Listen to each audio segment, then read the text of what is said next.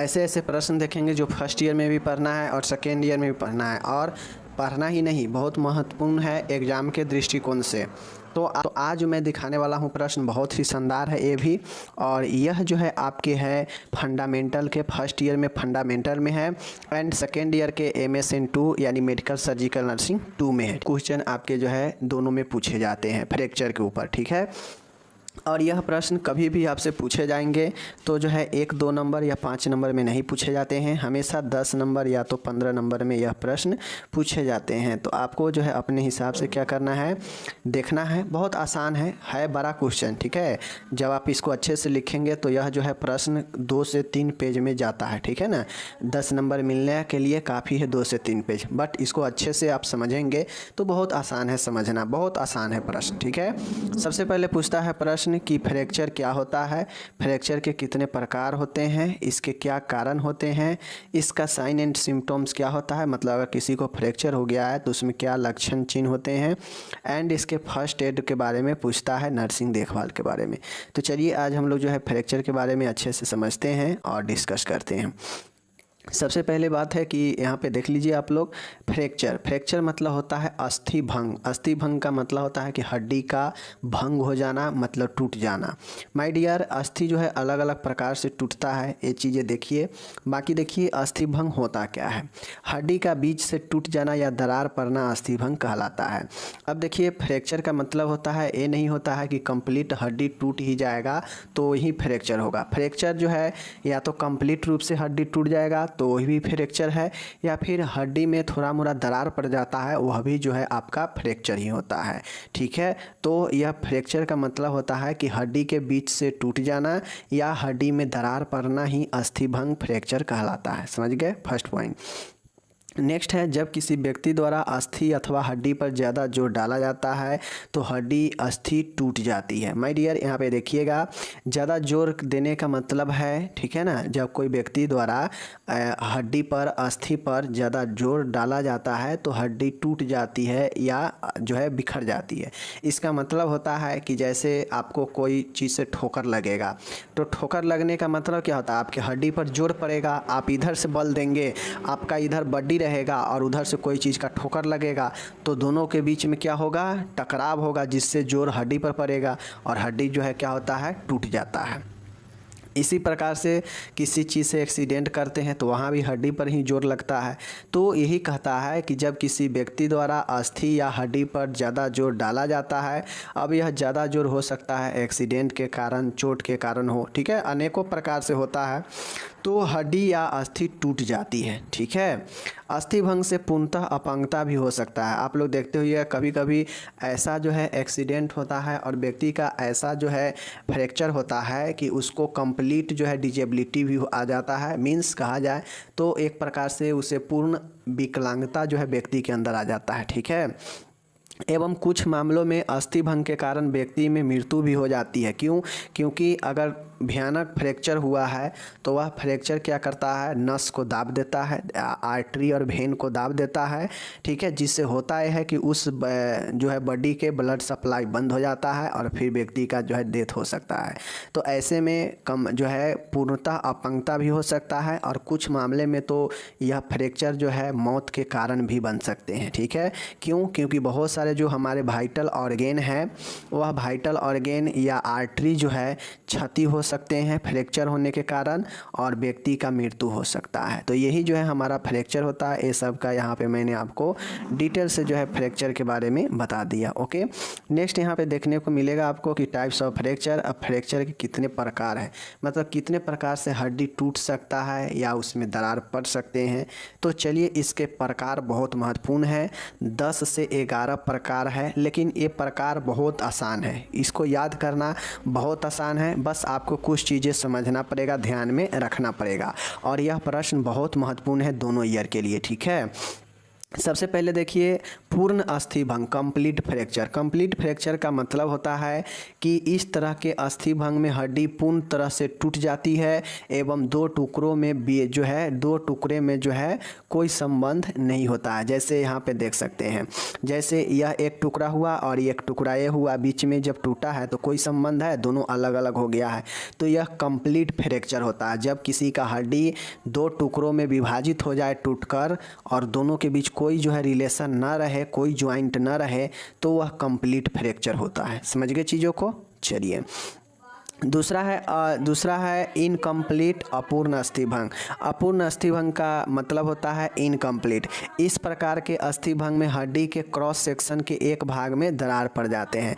My dear देख सकते हैं दरार पड़ा हुआ है, और क्रॉस सेक्शन का मतलब होता है कि जैसे मान गए यह बेलनाकार, हमारा हड्डी का आकार बेलनाकार ही होता है, ठीक है, ये बेलनाकार है। क्रॉस सेक्शन का मतलब होता है कि इस साइड से दरार पड़ गया, ठीक है, इस साइड से कुछ हद तक दरार पड़ गया, तो एक साइड लगा हुआ होगा और एक साइड से दरार होगा, तो यही जो है हमारा क्या होता है, इनकम्प्लीट होता है। इनकम्प्लीट का मतलब होता है कि जो फ्रैक्चर हुआ है, जो हड्डी में दरार पड़ा है, यह इनकम्प्लीट है, कंप्लीट रूप से टूटा नहीं है। मीन्स कहीं ना कहीं एक साइड का हड्डी का भाग लगा है और एक साइड से दरार आ गया है, तो यह जो है इनकम्प्लीट होता है। देख सकते हैं फिगर में, ठीक है, एक साइड से दरार है लेकिन इसके नीचे जो है दरार नहीं होगा, इसके नीचे हड्डी लगा होगा दोनों सिरा, ठीक है, तो ये हो गया इनकम्प्लीट। तीसरा है my dear simple fracture. Simple fracture का मतलब होता है कि यह सबसे समान अस्थिभंग होता है, इसमें त्वचा पर कोई घाव नहीं होता है।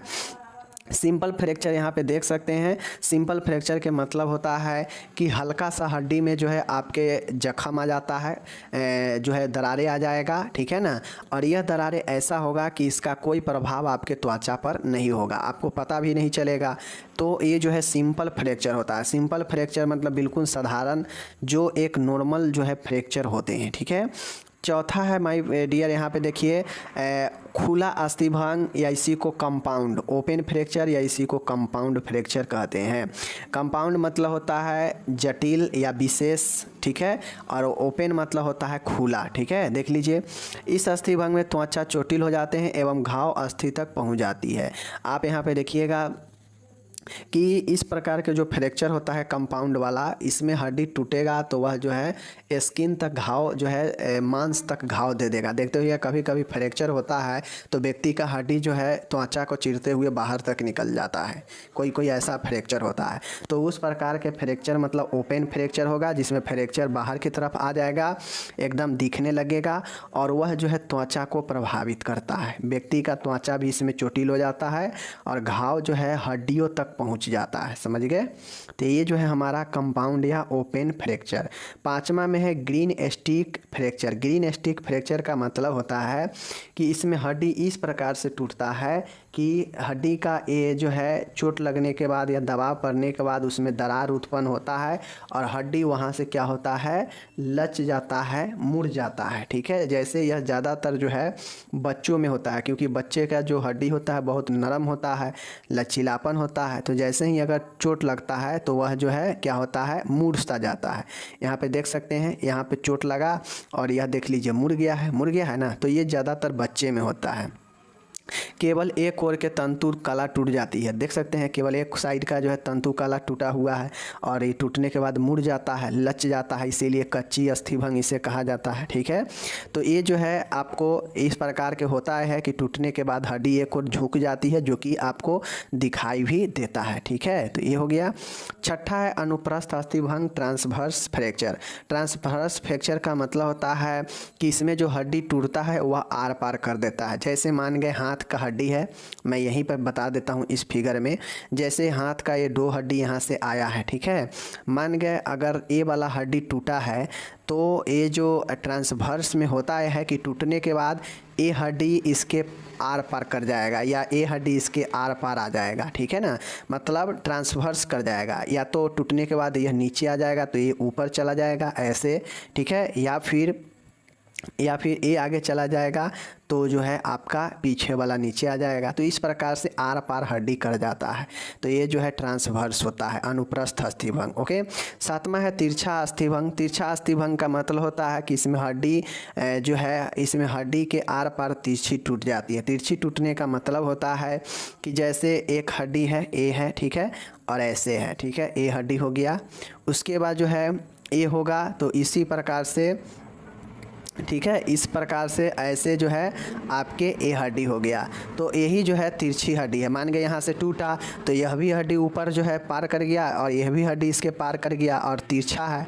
तो यही तिरछा जो है क्या होता है, आपके ऑब्लिक फ्रैक्चर होते हैं, तिरछे टूट जाता है और एक दूसरे को आर पार कर जाता है। Okay, spiral अस्थिभंग। स्पाइरल का मतलब ही होता है कि घुमावदार, हड्डी के बेलनाकार भाग के मध्य में शाफ्ट के चारों ओर टूट पड़ जाता है। जैसे मानिए ए हड्डी है, ठीक है, ए हड्डी है, समझ गए, ए हड्डी है, समझ गए। अब इसके चारों साइड से क्या होता है, चारों साइड से इसके टूट पड़ जाता है, समझ गए चीज़ों को। देखिए ध्यान से देखिए, जैसे ये हड्डी है, ठीक है, ये हड्डी के चारों साइड से जो है क्या होते हैं, टूट पड़ जाते हैं। हल्का हड्डी एकदम लगा ही रहता है, लेकिन चारों साइड से उसको कहते हैं चनक जाना। चारों साइड से जो है पता चलेगा कि इसके बेलनाकार भाग चारों साइड से टूट पड़ जाता है, तो यह स्पाइरल होता है, घुमावदार टूटता है, ठीक है। तो ये हो गया 8वां स्पाइरल। 9वां है बहुखंड कम्युनिटेड फ्रैक्चर। कम्युनिकेटेड फ्रैक्चर का मतलब होता है कि इसमें हड्डी टूटता है और कई भागों में विभाजित हो जाता है, ठीक है, मतलब कई टुकड़ों में हड्डी जो है विभाजित हो जाता है, तो यही कम्युनिटेड फ्रैक्चर होता है। ओके, और यह टूट जाएगा तो समझ लीजिए बहुत दिक्कत हो जाता है। अगर हड्डी कई भाग में टूट गया है तो बहुत दिक्कत देता है। ओके, नेक्स्ट है 10वां धंसा हुआ अस्थिभंग डिप्रेस फ्रैक्चर। और इस प्रकार के जो फ्रैक्चर होता है, ज़्यादातर अगर खोपड़ी में हड्डी टूटा है या चेहरे के हड्डी टूटा है तो टूटने के बाद अंदर ही धंस जाता है, तो इसीलिए हम जो है इसे धंसा हुआ अस्थिभंग कहते हैं, डिप्रेस्ड फ्रैक्चर, समझ गए। नेक्स्ट है 11वां नंबर विकृतिजन अस्थिभंग। विकृतिजन अस्थिभंग का मतलब होता है पैथोलॉजिकल फ्रैक्चर। पैथोलॉजिकल फ्रैक्चर का मतलब होता है कि आपको किसी न किसी रोग के कारण, किसी न किसी संक्रमण के कारण आपके हड्डी कमज़ोर होने लगता है, भंगुर हो जाता है, और फिर वहाँ पे कमज़ोर होने के कारण थोड़ा भी जो है ठोकर लगने या थोड़ा भी वजन पड़ने पर हड्डी आपके वहाँ से विकृत हो जाते हैं, टूट जाते हैं, और यही जो है हमारा पैथोलॉजिकल फ्रैक्चर होता है। तो चीज़ों को समझना बहुत आसान है, ठीक है। देख लीजिए यहाँ पे रोगी को अगर कोई हड्डी जैसे अस्थि कोशिका, अस्थि का जीर्ण शोथ, हड्डियों का विक्षेपण, ट्यूमर आदि की बीमारी होती है तो ऐसी दशा में होने वाला अस्थिभंग विकृतिजन अस्थिभंग कहते हैं। सीधा समझिए कि हड्डी किसी न किसी रोग के कारण, चाहे वो हड्डी का कोई भी रोग हो, अगर उसके कारण हड्डी कमज़ोर हो गया है और उसके कारण अगर थोड़ा सा भी ठोस लगता है, थोड़ा भी अगर ठोकर लगता है और हड्डी क्रैक कर जाता है, फ्रैक्चर हो जा रहा है, तो समझिए कि यह आपके विकृतिजन जो है फ्रैक्चर है, समझ गए। तो ये जो है पैथोलॉजिकल फ्रैक्चर होता है। यहाँ पे देख सकते हैं हड्डी कमज़ोर होने से थोड़ा भी ठोकर लगेगा और ये क्या हो जाएगा, टूट जाएगा, तो ये पैथोलॉजिकल फ्रैक्चर होगा। नो फ्रैक्चर मतलब बिल्कुल हड्डी सही रहेगा तो नो फ्रैक्चर होगा, ठीक है। तो ये कुल 11 प्रकार के फ्रैक्चर मैंने आपको बता दिया। नाम है, मैं एक बार यहीं पे रिपीट कर देते हैं कौन कौन है। सिंपल देख लीजिए, कोई कहीं लिखिए, कोई दिक्कत नहीं है। सिंपल फ्रैक्चर, ठीक है, कंपाउंड फ्रैक्चर यानी उसी को ओपन फ्रैक्चर कहते हैं, complete fracture, incomplete fracture, green stick fracture, कच्ची अस्थिभंग, ठीक है। उसके बाद हम लोग यहाँ पे देखे हैं क्या चीज़, डिप्रेस्ड फ्रैक्चर, धंसा हुआ अस्थिभंग। उसके बाद हम लोग देखें पैथोलॉजिकल फ्रैक्चर, ओके। उसके बाद हम लोग यहाँ पे आप लोग को देखे हैं, आप लोग यहाँ पे देख सकते हो बहुखंडी मतलब मल्टीपल, या इसी को कम्युनिटेड फ्रैक्चर कहते हैं। स्पाइरल फ्रैक्चर है, ऑब्लिक फ्रैक्चर है, ट्रांसवर्स फ्रैक्चर है। तो बाकी के तो नाम बता ही दिए। तो ये सारे के सारे फ्रैक्चर आप माइंड में याद रखिएगा और लिखना इसके नाम से ही स्पष्ट है, नाम से ही स्पष्ट इसका जो है मतलब ही है, ठीक है। अब यहाँ पे देख लीजिए अस्थिभंग किन किन कारणों से होता है। किसी को अगर कोई फ्रैक्चर होता है तो किन किन कारणों से फ्रैक्चर जो है हो सकते हैं, समझ गए। पहला होता है डायरेक्ट चोट। डायरेक्ट चोट का मतलब होता है कि अगर मान गए हथौड़ा से आपके जो है हड्डी पर लगा, या जो है डायरेक्ट किसी पहिए के नीचे आ जाना, ठीक है ना, आपका पैर चल रहे हैं और मोटरसाइकिल के नीचे आपका पैर आ गया, तो डायरेक्ट पैर पर जो है उसका वजन पड़ेगा और टूट जाएगा, तो वो प्रत्यक्ष हो जाएगा। या हथौड़ा चला रहे हैं और हड्डी पर डायरेक्ट पैर पर लग गया, हाथ पर लग गया, तो उससे डायरेक्ट जो है चोट लगा। तो ये सब डायरेक्ट होता है, जो डायरेक्ट वायलेंस, डायरेक्ट प्रत्यक्ष चोट के कारण आता है, ठीक है। जैसे आपके एग्जाम्पल यहाँ पे देख सकते हैं, हथौड़े की चोट लगने, गाड़ी के पहिए से कुचल जाना, यह डायरेक्ट होता है।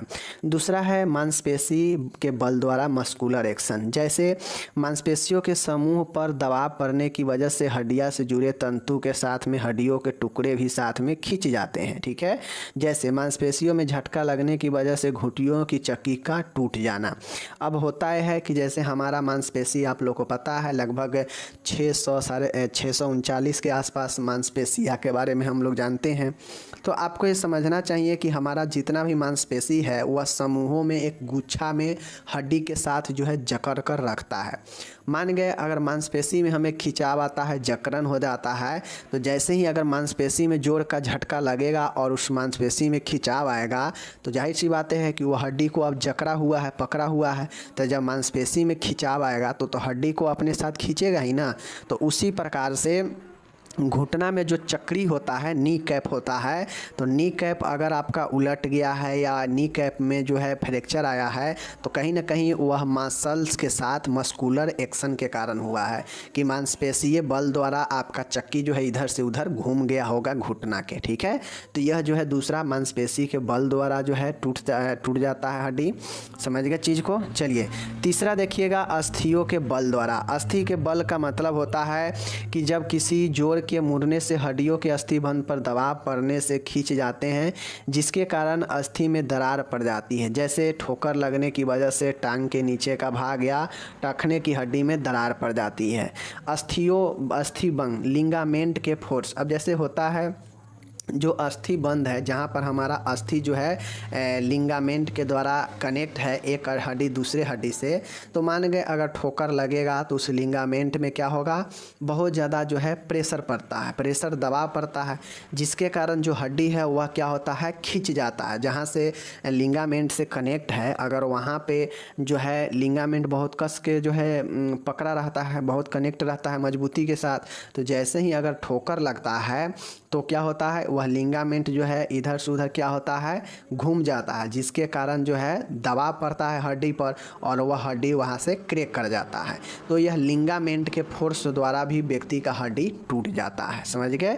जैसे आप लोग देखते होइएगा कि नीचे आप लोग देखते होइएगा कि टांग के जो टखना वाला हड्डी होता है उसमें दरार पड़ जाता है। क्यों? क्योंकि चलते चलते आदमी चल रहा है और नीचे जो है चोट लगने से जो लिगामेंट होता है पैर वाला जो ज्वाइंट करता है वह जो है खींचता है, खींचने से हड्डी पर प्रेशर पड़ता है और जिससे हड्डी पर जहाँ प्रेशर पड़ा वहाँ से वह फ्रैक्चर कर गया। तो यह जो है लिगामेंट के फोर्स द्वारा कारण होता है। चौथा है अप्रत्यक्ष चोट, इनडायरेक्ट चोट। इनडायरेक्ट चोट के मतलब होता है कि जैसे हम चल रहे हैं, गड्ढा में मेरा पैर पड़ गया, तो वहाँ पे भी जो है क्या होता है, हड्डी में फ्रैक्चर हो सकता है, ठीक है। चल रहे हैं, मुंह के बल गिर गए, तो इससे भी जो है इनडायरेक्ट चोट से जो है हमारा हड्डी टूटता है, ठीक है ना। तो अनेक प्रकार के कारण हो सकते हैं जिसमें इनडायरेक्ट में जो है आपके हो सकते हैं एक कारण, ठीक है। तो ये सब जो है आपके हो गए अप्रत्यक्ष चोट। तो एक कारण में याद रखिएगा, डायरेक्ट वायलेंस मतलब अप्रत्यक्ष चोट और एक अप्रत्यक्ष चोट, ठीक है, दो यही हो गया।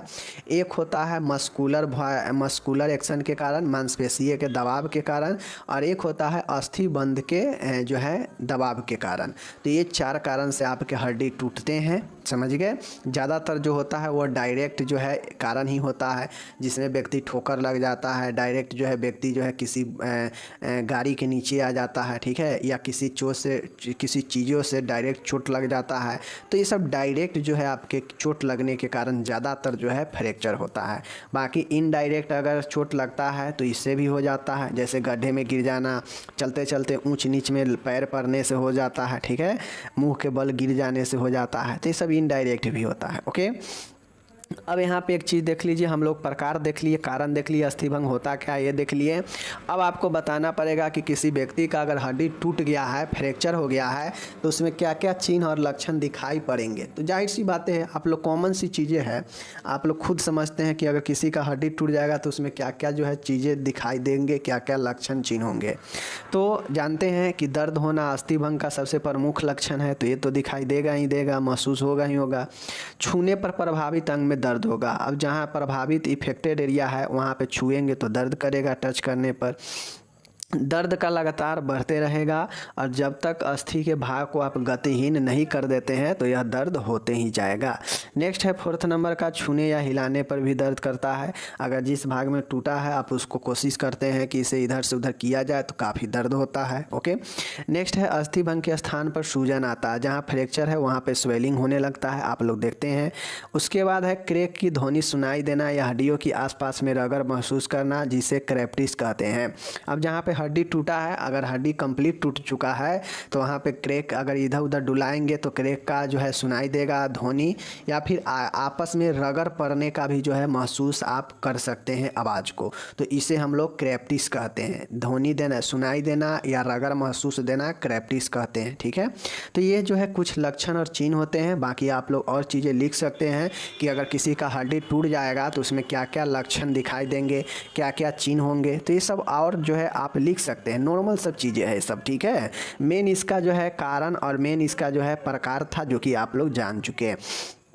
अब देखिए, किसी पेशेंट का हड्डी टूट चुका है तो एक क्वेश्चन आपसे ये पूछेगा, अगर आप फर्स्ट ईयर में हैं तो सीधा प्राथमिक उपचार पूछेगा, तो प्राथमिक उपचार के लिए ये चीज़ें हैं। ठीक है, अगर आप सेकेंड ईयर में हैं तो आपसे नर्सिंग प्रबंध पूछेगा, तो नर्सिंग प्रबंध पूछेगा तो आप सिंपल सी बातें हैं कि हड्डी वाले पेशेंट को क्या क्या प्रॉब्लम होगा, फ्रैक्चर वाले को तो सबसे पहले दर्द होगा। तो दर्द के मैनेजमेंट के लिए आप क्या क्या करेंगे, तो पहला पॉइंट बनाएंगे कि दर्द के प्रबंध करना, तो पहला पॉइंट। दूसरा पॉइंट जो है प्रभावित क्षेत्र को गतिहीन करना। इसके लिए तो गतिहीन कैसे करते हैं आपको लिखना पड़ेगा कि जो है बैंडेज करना या कोई कपड़े बांधना, अगर कपड़ा नहीं है तो। ठीक है, ये सब चीज़ें। उसके बाद जो है पेशेंट को ज़्यादा से ज़्यादा जो है टूटे हुए फ्रैक्चर वाले पेशेंट को जो है पोषण में ज़्यादा से ज़्यादा कैल्शियम की मात्रा देंगे। ठीक है, तो ये सब जो है आप लिखेंगे। उसके बाद जो है पेशेंट को जो है सहानुभूति देंगे, सहारा देंगे। ठीक है, तो ये सब आपको नर्सिंग देखभाल खुद से लिख सकते हैं बीमारी के अनुसार। मैं बार बार बताता हूँ, अगर आप स्मार्ट स्टूडेंट है तो आप उसमें 3 4 5 पॉइंटें चुनिए कि इसमें क्या क्या जो है हम कर सकते हैं, और उस पॉइंट के अंदर सब में 2 2 3 3 लाइनें लिखिए अगर स्मार्ट स्टूडेंट हैं तो। अगर आप सीधे नॉर्मल एवरेज सोच रहे हैं कि हाँ हम लिख देंगे चले आएंगे, कॉपी फुल हो जाएगा, तो फिर आप एज ए नर्स जो है 10-15 पॉइंट सोचिए उस बीमारी के लिए, और उसमें जो है डायरेक्ट 10 से 15 पॉइंट नर्सिंग देखभाल में लिख दीजिए। तो दोनों तरीका है, बट एक तरीका स्मार्ट बनाता है और एक तरीका आपको एवरेज जो है देखभाल बताता है। ठीक है, बाकी देख लीजिए प्राथमिक उपचार में क्या क्या कर सकते हैं। हो सकता है सेकेंड ईयर वाले को फर्स्ट एड भी पूछ दे, तो देख लीजिए। बाहरी रक्तस्राव के लिए दिखे, अगर हो तो डायरेक्ट प्रेशर या एलिवेशन विधि से उपचार करें। सबसे पहले अगर फ्रैक्चर गंभीर है, उसको त्वचा पर भी जो है प्रभावित किया है, तो हो सकता है ब्लीडिंग आए, तो ब्लीडिंग के लिए जो है डायरेक्ट प्रेशर दे या एलिवेशन विधि से जो है उसे रक्तस्राव को कम करे फर्स्ट एड में। अनावश्यक घायल को हिलाए ना, जबकि बहुत अधिक आवश्यक ना हो। ठीक है, अगर आप चाहते हैं कि पेशेंट को हम ज़्यादा हिलाए डुलाए तो काफ़ी पेनफुल हो सकता है, तो आवश्यक होने पर ही जो है आप उससे क्या करें, छुए, वरना उसके जो जिस अवस्था में उसका वो जो एरिया है उसको रहने दें। ठीक है, तीसरा है कभी भी हड्डियों को उनकी समान अवस्था में लाने का प्रयास नहीं करें। और आप एक खुद समझे कि आप एक डॉक्टर नहीं हैं, आप एक फर्स्ट एड देने वाले हैं, तो आप कभी भी जो है पेशेंट के जो टूटा हुआ अस्थि है उसको नॉर्मल वे में लाने का प्रयास नहीं करेंगे, वरना वो बहुत जो है आपके दर्दफुल होता है, पेनफुल होता है। ओके, कभी भी हड्डियों को हुई है उनकी समान अवस्था में लाने का प्रयास न करें। अगर चोटिल अंग को गतिहीन करना हो तो तकिए, मैगनीज या ड्रेसिंग से सहारा दें। अगर आप चाहते हैं कि जहाँ पे चोट लगा है उसको अंग को हमें अभी गति को हीन कर देना है, मूवमेंट को रोकना है, तो चाहे तो आप उसके नीचे तकिया लगा दें या मैगजीन का इस्तेमाल करें, या फिर ड्रेसिंग करके आप उसे गतिहीन कर सकते हैं। ठीक है, 5वां में है अस्थिभंग के स्थान से नीचे रक्त का संचरण चेक करें। और आपको ये चेक करना चाहिए कि जहाँ पे टूटा हुआ है उसके नीचे जो है ब्लड सर्कुलेशन हो रहा है या नहीं हो रहा है। अगर नहीं हो रहा है तो इसके लिए भी काम करेंगे, ठीक है। चूँकि अगर नीचे ब्लड सर्कुलेशन नहीं हो रहा होगा तो क्या होगा, दिक्कत होगा, ब्लड जो है आगे जाने से बंद हो जाएगा। नेक्स्ट है आपके घायल को दिलासा व सहारा दे। अब जो भी पेशेंट के साथ ये फ्रैक्चर हुआ है उसको आपको जो है दिलासा देना पड़ेगा, सहारा देना पड़ेगा। तो एज ए नर्स आप फर्स्ट एड में और सारे चीज़ों को लिख सकते हैं। फर्स्ट एड में क्या क्या जो है करेंगे, तो फर्स्ट एड में कुछ खास करते नहीं हैं, बस जो हो आप बढ़िया करने का प्रयास करते हैं, अनावश्यक चीज़ों से करने से बचते हैं, बस यही चीज़ें ध्यान में रखिएगा। बाकी नर्सिंग देखभाल पूछेगा तो आप सारे मदद जो है लिख सकते हैं। दर्द के लिए दवाइयाँ हो गया, पोषण में क्या क्या देंगे, ठीक है, देखभाल कैसे करेंगे, सहारा कैसे देंगे, तो ये सारे के सारे चीज़ जो है आप एक देखभाल में लिख सकते हैं एज ए नर्स। तो ये आपको ध्यान देना पड़ेगा कि क्वेश्चन में हमें जो है प्राथमिक उपचार पूछा है या नर्सिंग देखभाल पूछा है। नर्सिंग देखभाल पूछेगा तो टोटल चीज़ लिखेंगे, उसके दवाई से लेके, बीमारी से लेके, सहारा से लेके टोटल चीज़ें लिखेंगे। सिर्फ फर्स्ट एड पूछेगा तो फर्स्ट एड में जानते ही हैं कि ज़्यादा कुछ हम कर नहीं सकते हैं, बस मदद करेंगे पेशेंट को अच्छा करने के लिए, अस्पताल तक पहुंचाने के लिए। तो फर्स्ट एड में यही सब होता है, दिलासा दिलाते हैं, ठीक है। अनावश्यक कामों को करने से बचते हैं, अपने से दिमाग नहीं लगाते हैं कि हाँ पेशेंट को हड्डी टूटा है तो उसको आपस में लगा दे, ठीक है, या फिर एक सीधे में ला कर दे, तो ऐसा सब नहीं करते हैं। बस आप उसको मदद कर सकते हैं, ज़्यादा से ज़्यादा सहारा कर सकते हैं, ठीक है ना, अस्पताल तक पहुंचा सकते हैं, घर वालों को सूचना दे सकते हैं। तो ऐसे जो है फर्स्ट एड में करते हैं। बाकी देखभाल की बात हो तो एज ए नर्स हम टोटल देखभाल लिखेंगे, ठीक है। तो ये मैं आपको दोनों तरीक़ा से बता दिया। मेन होता है समझना कि आप कितना समझते हैं बीमारी को। जब बीमारी को समझ लेते हैं तो आराम से जो है नर्सिंग देखभाल आप लिख पाएंगे।